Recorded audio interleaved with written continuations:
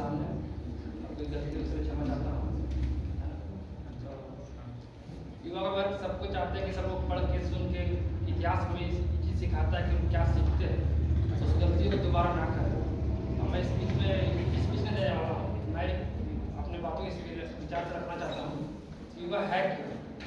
जो एक बचपन में कल्पना करते हैं हमें युवा की ज़िंदगी जीना, और जो उम्र क्रॉस होने के बाद बुढ़ापा चाहते हैं कि हमें जो पछतावा होता है वो युवा वर्ग है।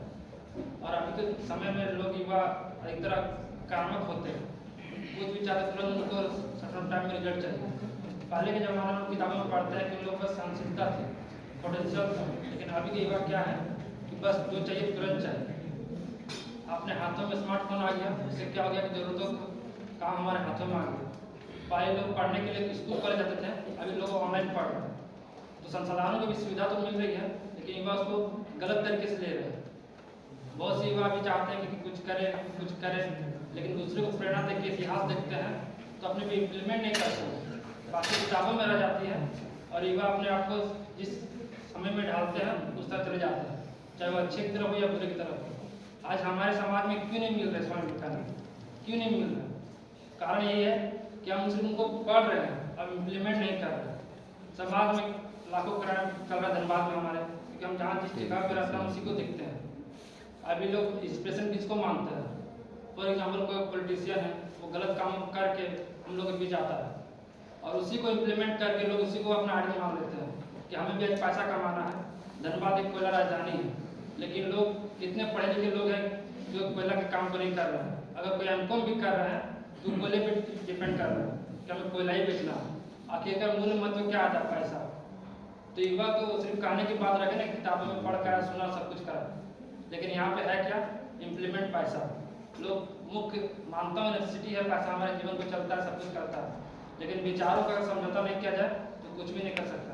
मैं यहाँ पे कॉर्पोरेट सेक्टर काम करता रहा हूँ, लेकिन वहाँ पे सबसे पहले सिखाया जाता है फ्लैटर, चापलूसी करना। अगर आप चापलूसी करते हैं तभी आप आगे बढ़ सकते हैं।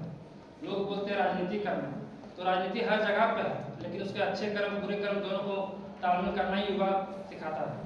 हम अगर डिफाइन कर सकते हैं अच्छी चीज़ को अच्छे के बारे में, बुरी चीज़ को बुरे के बारे में, तभी लोग कुछ कर सकते हैं। लेकिन यहाँ पे लोग सिर्फ फॉलो करते हैं, जिसे बोलते हैं भेड़चाल। अगर अगला इंसान कुछ कर रहा है तो उसी को फॉलो करना है, उसका इम्प्लीमेंट नहीं दिख रहा, उसका मेहनत को नहीं दिखता, बस उसका रिजल्ट दिखता है। काज अगर कोई पैसा कमा रहा है तो कैसे कमा रहा है ये नहीं देखना चाहता, बस गलत या सही हो पैसे आना चाहिए।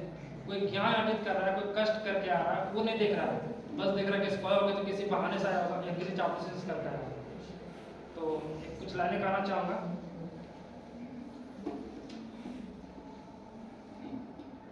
खुद की जिंदगी दूसरों पे ना आश्रित करें, करना है कर खुद को साबित, तो खुद ही खुद को प्रेरित कीजिए। धन्यवाद।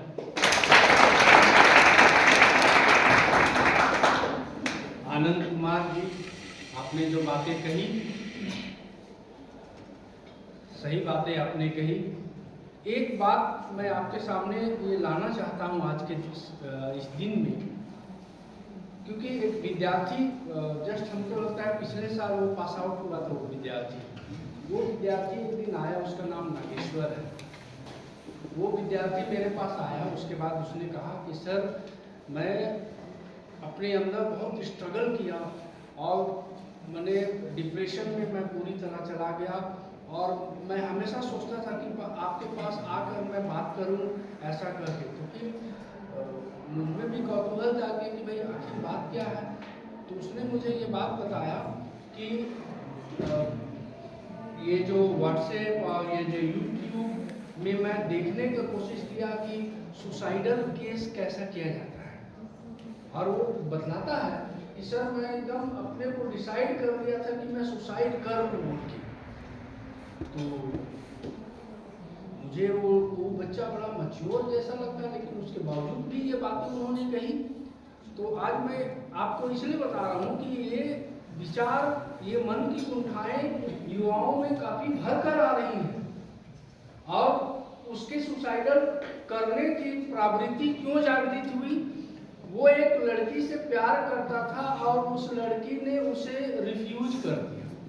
काफी लंबे अरसे तक उन लोगों के बीच में टर्म चला, लेकिन ब्रेकअप हो गया, और वैसी परिस्थिति में उसके मन में ये बात आया कि मैं सुसाइड कर लूं। तो विद्यार्थियों, युवक युवतियों, आप में ये युवा शक्ति है। युवा शक्ति नकारात्मकता की ओर यदि आपको ले रही है तो ये आपका कायरपन है।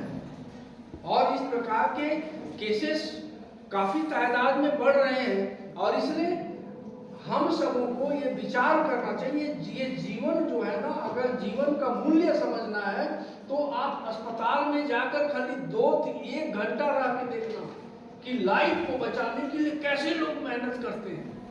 और इसलिए लाइफ को उतने हल्के तरीके से नहीं लेना है। संघर्ष पार्ट ऑफ द लाइफ है, संघर्ष करना है। हर संघर्ष में आप जीत जाएंगे ये जरूरी नहीं है। हार होगी, मन में कुंठाएं आएंगी, निराशा आएंगी, उसके बाद भी उठना है। यही है जागो उठो तब तक चलते रहो। और इसलिए इन सोच के साथ आपको आगे बढ़ने का प्रयास करना है।